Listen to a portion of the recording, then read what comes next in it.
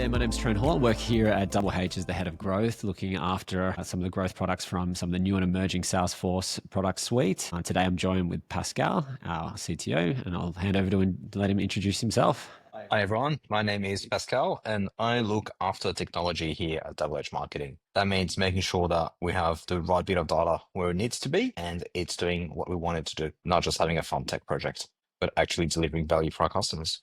Today we're looking through basically retaining customers through better journeys. So as part of that, I have a few questions to go through and I'd love to hear your thoughts and feelings on them, Pas. So one of the things that I'm looking to dive into to begin with is what are some of the favorite strategies or touch points that you have to start when kind of designing or a retention journey, or whether or not that's in account engagement or marketing cloud engagement, or maybe some of the new stuff that's coming through marketing cloud on core. Just kind of generally, what are those strategies and what do those touch points look like? That's a great question, Trent. I actually would like to go back a little bit and talk about what's retention. We have customers who call something retention when, for instance, they have a customer that's never actually transacted with them. Maybe someone that just signed up and they call that retention. We have other customers for whom retention is going all the way through to, I have someone who's an active customer and I want to make sure they stay an active customer. In my head, there's really three buckets. There's people who are just starting out, who maybe haven't really become a customer yet in a traditional sense, but maybe the marketing team is no longer active. It's now become a customer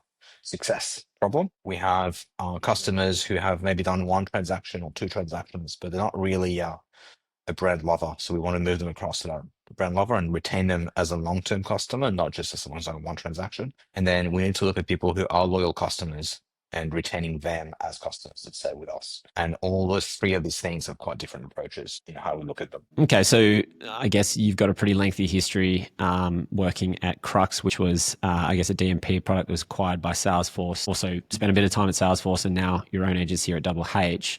You know, those strategies or touch points, how they differed between those different points, because you've obviously worked across, software as a SaaS, but now in a service industry. How does it differ and what do you think makes the biggest differences? Let's start with the first one, someone becoming an actual customer at the start when they've signed up, but they haven't done their first transaction. The key point here for me is to identify what are the things that we need them to do so that they do actually become what we consider a traditional customer. Someone's giving us money and doing something, or someone that's doing the activity that we need them to do. Generally speaking, there's leading indicators that come in for that. So for instance, it might be if you have a SaaS platform, it might be something like they have entered in some data. If you are in the retail business, it might be they've come into the shop and tried something. They're the things that actually allow us to move that person forward and go, yes, this is actually a customer, and I'm getting them to that first transaction point. That's really a new customer flow that's been translated to a retention flow. The next part, which I think is where it gets more interesting, is when we look at a customer that's on one or two activities, how do we make sure that they come and do a third, fourth, fifth transaction? Generally speaking, you have very few brands that have customers that have done 3 or 4 transactions. You've either done 1 or 2, or you've done, almost 10 plus. And the people in the middle, they're just people who are actually moving to the 10. Once you've moved people off that 1 or 2, they start doing more transactions with you because you're delivering a product that they like, that makes sense to you.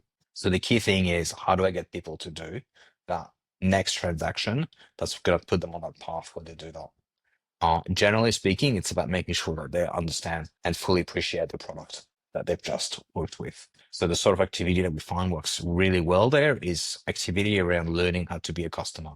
It's things like a care guide for a product and making sure people engage with that. It's things like sending them a survey and asking them how they went, and then actually contacting them back afterwards so that they go, yes, brand loves me. I can see why I want to have a relationship with this organization that is providing a service for me that is meaningful.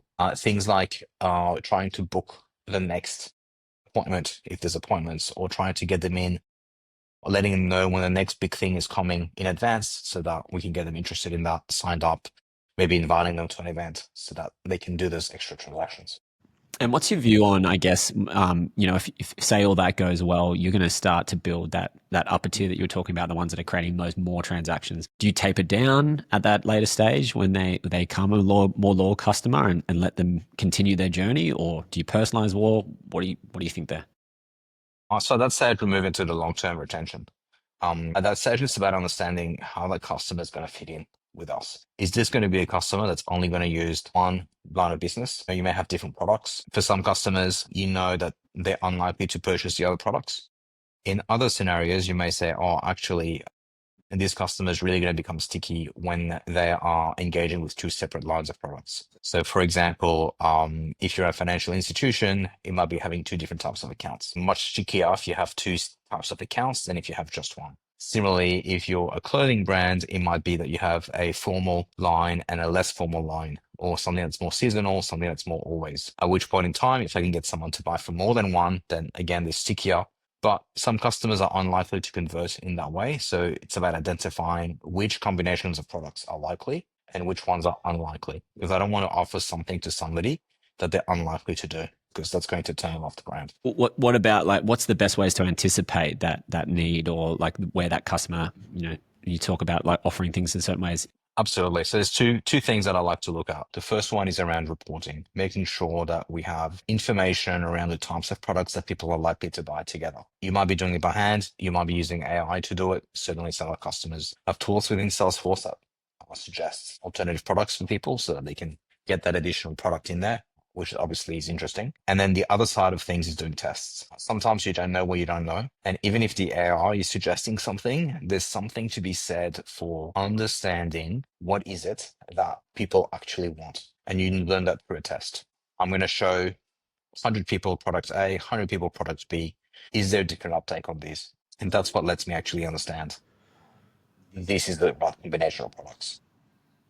Okay. It'd be awesome to hear some stories about whether or not that you've seen this in particular organizations. I mean, if you can share anything, obviously don't mention names if you don't want to, but of course, you've got a lot of experience that would probably show behind the steel curtain of, who's doing this well and who could you advocate for that's actually a good person as that North Star. Awesome. I'm going to start from the very first example we had about what's retention, because I was brought into a customer once who told me that they had a giant retention problem. And they told me that over 90% of their customers churned within the first month. And I was like, wow, that's quite a lot. I was not expecting such a big number. But then when we came in, it turned out that actually none of these customers had actually paid any money. They were all people who were doing a 1 month free trial. And 90% of people were canceling their subscription before they had to make the first payment. And within the organization, they were saying, oh, the retention team is terrible. And the marketing team is bringing in all these customers and the retention team is not doing anything. This is why I really want to be clear on what retention is, because I've actually heard that from other people as well, where they will say, oh, it's a retention problem. But actually, this is what I've just described as a customer acquisition problem. The customers that are coming in are getting a free product and leaving. They're not actually customers until they've made that first payment. After that, the customers that I've seen do well at it are the ones that tend to have one or two or three product lines, because they're always matching it back to that. How do I know that this is a sticky customer? How do I know this is someone that's happy with me? It's because they've gone and made the effort to purchase something different from me again.